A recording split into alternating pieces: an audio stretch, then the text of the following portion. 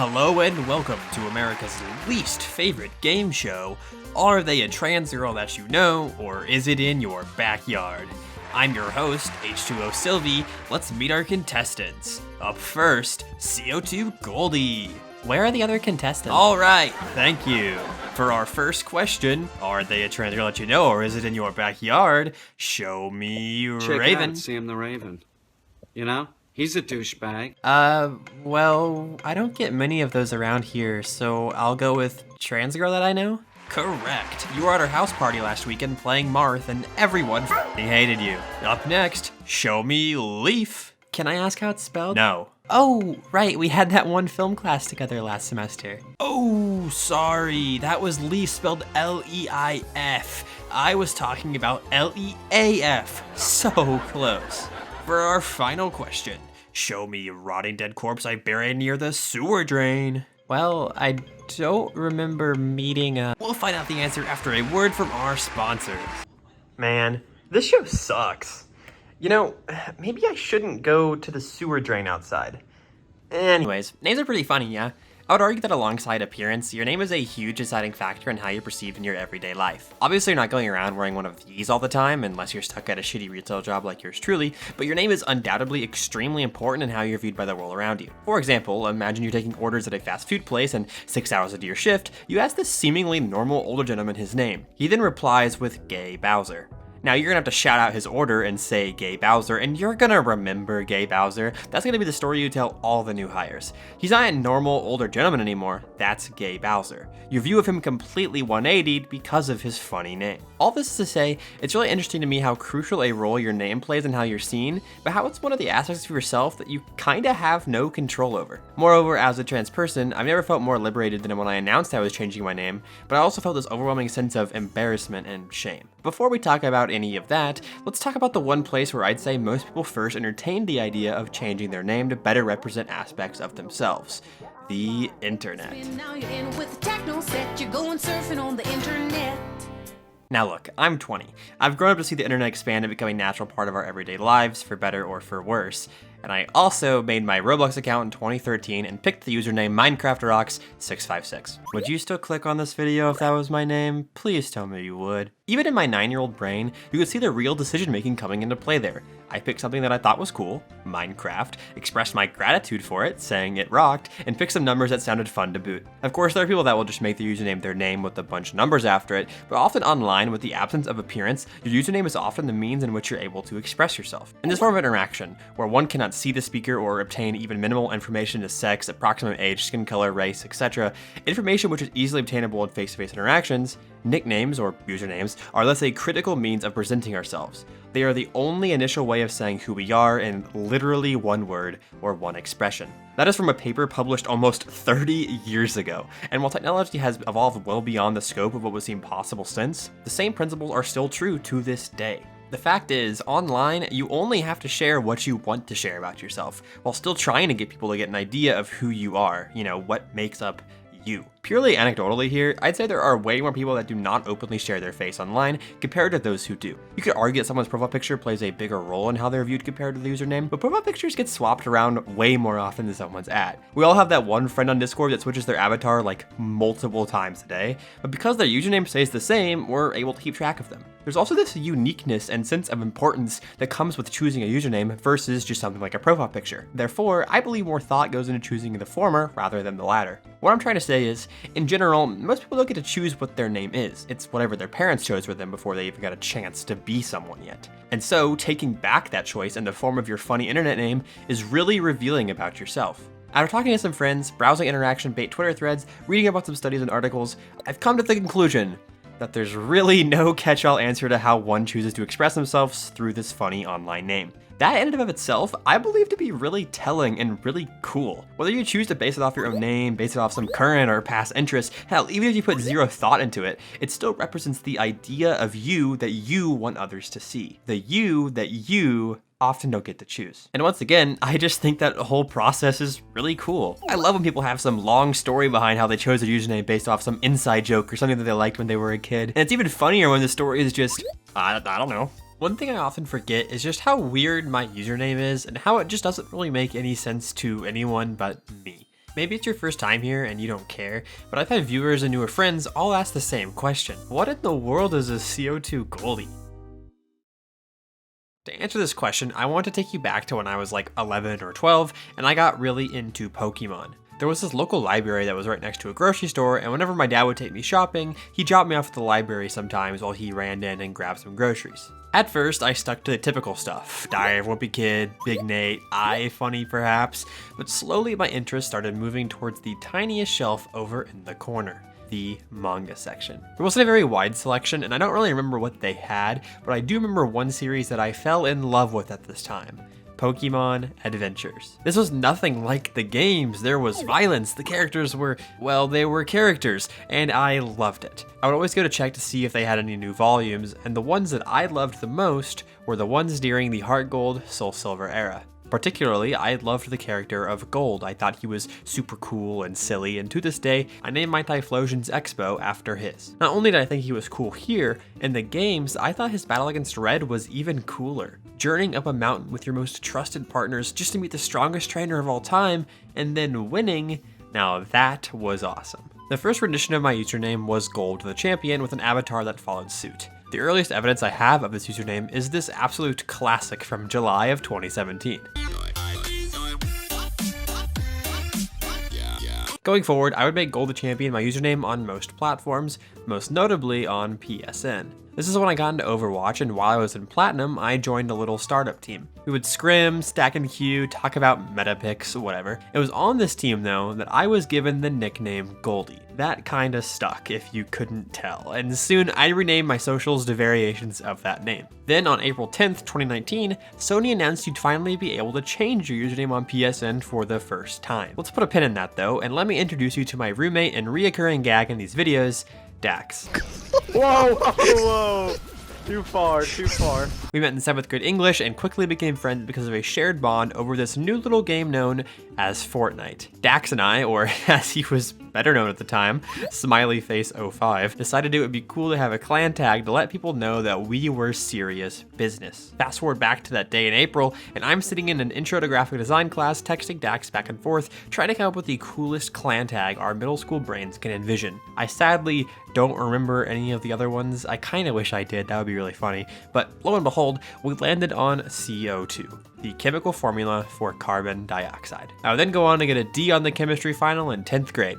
Just wanted to throw that one in there. After we landed on the clan tag, I already knew what I wanted to change my username to. Thus, CO2-Goldie_YT was born. Yeah, there were a lot of iterations of this username, sometimes capital, sometimes hyphenated, sometimes underscores, but eventually we landed on what we have now, and I haven't changed it since. Dax would change his username to CO2Dax before eventually disgracing the clan and making his username Wendy's Frosty because it was funnier. So while not every username may have roots this deep, there's just a lot of history behind this name for me. It's a sort of time capsule. My username has evolved and grown with me as I've gotten older, but the fun part of it all is that it's still the creation of that 11-year-old at the library with nothing better to do. When I started transitioning, I debated on tweaking my username a bit to something like CO2 Goldie with an I or an IE instead of a Y, just to mark that new stage in my life.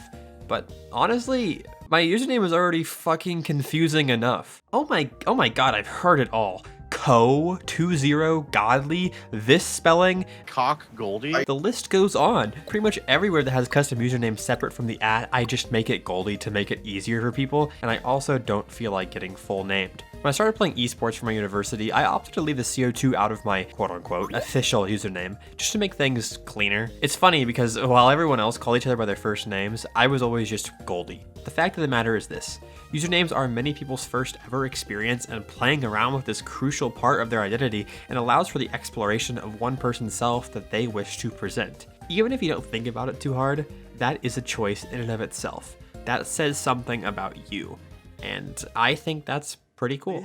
I was trying to make more funny ways to pronounce it incorrectly. Cuck2 Goldie reporting in. Listen, But if you do make one choice today, that should be hitting the subscribe button. You know, insert small number here. Amount of people aren't subbed. That's wild, isn't it? I also have channel memberships and a Ko-Fi page, which are the best ways to help support me directly. Thank you, and back to your scheduled program. This leads me into chosen names and how they relate back to your personal identity. Chosen names are often associated with being trans, but it's not a concept necessarily exclusive to changing one's gender identity. More on that in a sec, but for the purposes of this video, I will be defining a chosen name as, well, a name that one chooses to identify with that is not their name given at birth. To coincide with this definition, there's also the opposite of the chosen name, the given name or the birth name, which is a name typically given to one at the time of their birth. There's also the concept of the dead name, which is more heavily associated with being trans, that typically refers to a trans person's birth name after they begin using a chosen name. There are some disagreements regarding the use of this term, and I will be mainly using given name and birth name to refer to someone's previous name, and for my reasoning, we will get there later. Anyways, why do I say chosen names aren't exclusive to being trans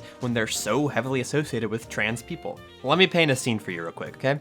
Imagine you're in your freshman year biology class and today you have a substitute teacher.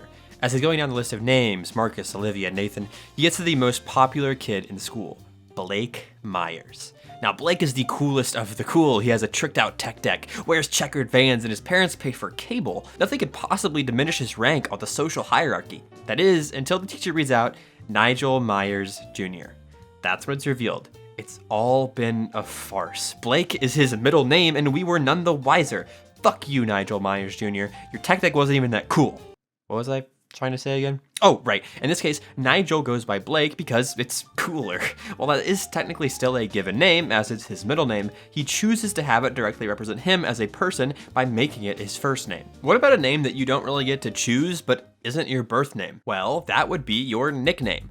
It's not entirely true that you don't get to pick this, as it's most likely influenced by something you do, something you've said, how you look, etc. These are usually given out in an endearing way. Then how come mine says this? That's just the luck of the draw. It's not always endearing, and often I find this name usually relates to some in-joke among friends or family. A nickname could be as simple as calling your friend Robert Bobby. Maybe if you have two friends with the same name, you call one, you know, the tall April, or something more like a jab, like what I get called in my comment section. These usually highlight a portion of who you are, usually an exaggeration of an attribute on how you look or act. And in that sense, kind of act like a username in real life. Like your actual birth name would be your @, and this would be your display name. Maybe I need to go outside more.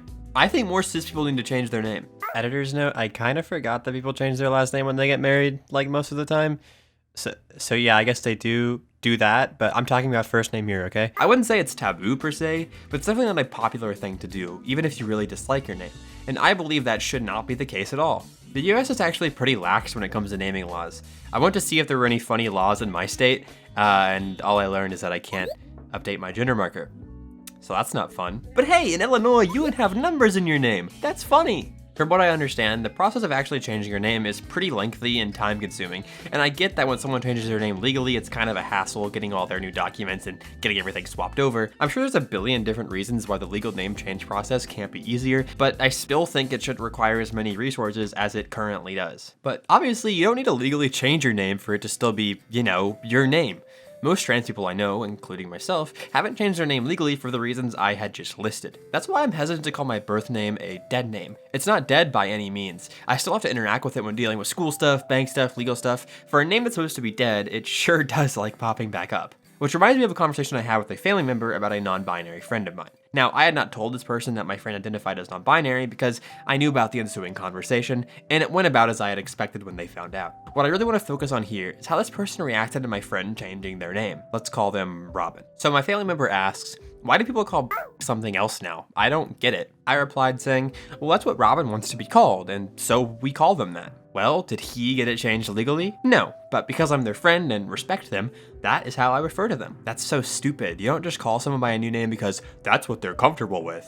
It was at this moment I felt this person might have forgotten that, well, what they had been calling me was actually a shortened version of my legal name that I preferred. I asked people to use this over my full name because I liked it more. I know that's not a one-to-one comparison by any means, but the core principle is still the same. I like to be called this, please refer to me as such. And that's really the essence of it all, mutual respect. Even if you don't like someone, don't agree with their choices, what have you, that's no excuse to use a different name for them if they've expressed discomfort in said name before. I always make sure I'm up to date with people's chosen names in order to more accurately talk shit about them when discussing local T4T drama. Kidding.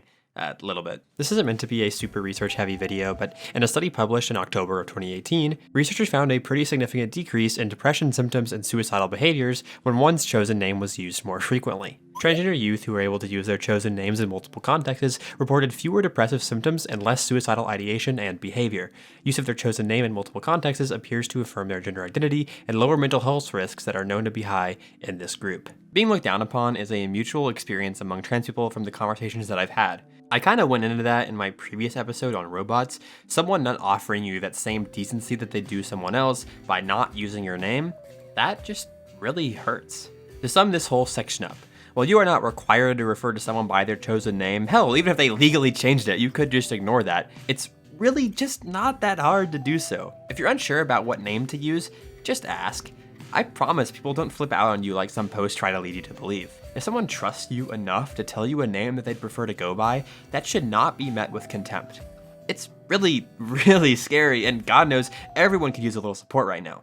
There are a lot of formalities surrounding names that can make them feel like such a daunting concept. The only person who gives a shit about formalities is the IRS, and that guy fucking sucks. That is a quote from the video How to Give Yourself a Name from one of my favorite creators, Malbat. There's a ton of videos on how to pick a name out there, but honestly, I think it just kind of comes to you.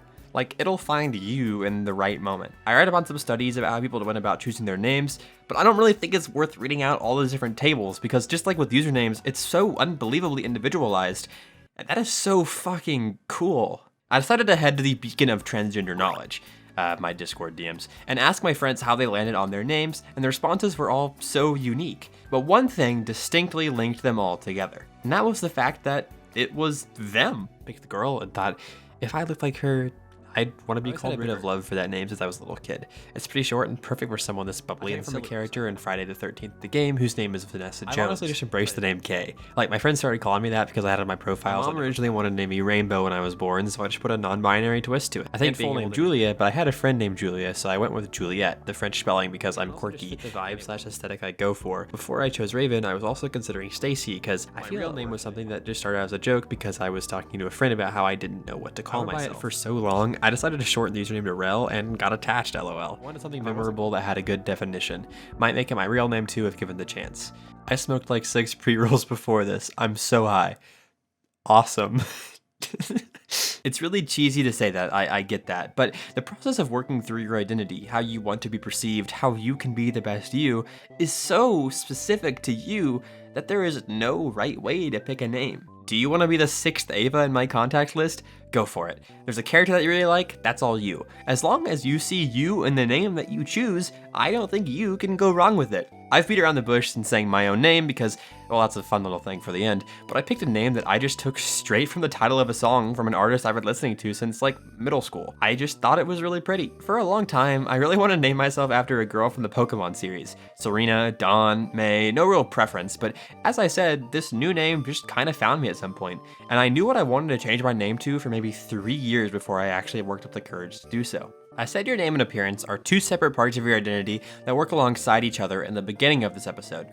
However, I feel the 2 are linked more closely than that in some regards. I feel embarrassed, ashamed even of changing my name recently. I don't really know why, but I'll try my best to explain it. I had been what I like to call microdosing my name, where I change my name on stuff that doesn't really matter in order to get more used to seeing that name and thus seeing myself in it. While this name, the one that I handpicked for myself, should be a mirror of my own self, I can't help but feel like it's not the genuine me. I feel the girl I built up in my mind when I think about this name is not the person that I see every day. I get so embarrassed calling myself that. While it feels great to read and write, actually having to say out loud that that is me, I am that, it just feels so wrong. For a name that feels so right, it's weird in these moments to have it feel so bad. Everyone I know calls me that by now.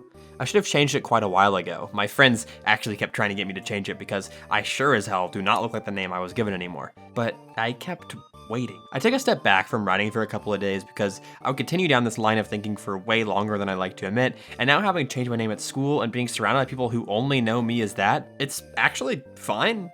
Like, no one really gives a shit, and if they do, they sure as hell don't bring it up to me. I do think I accidentally outed myself recently. We were doing one of those small group icebreaker things, and very coincidentally, we started talking about our names and stuff. I jokingly said, oh yeah, my name before was super common, it was so annoying. I got looked at, and one person said, your name before? Before what?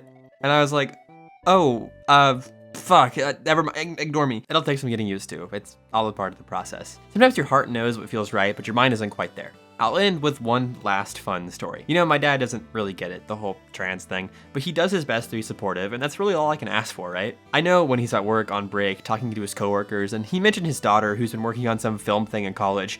One of his coworkers, of course, brings up the fact that, doesn't he just have a son? I thought that he was an only child. My dad replies, no, just my daughter. My daughter, Ayla. And at that moment, it all feels right.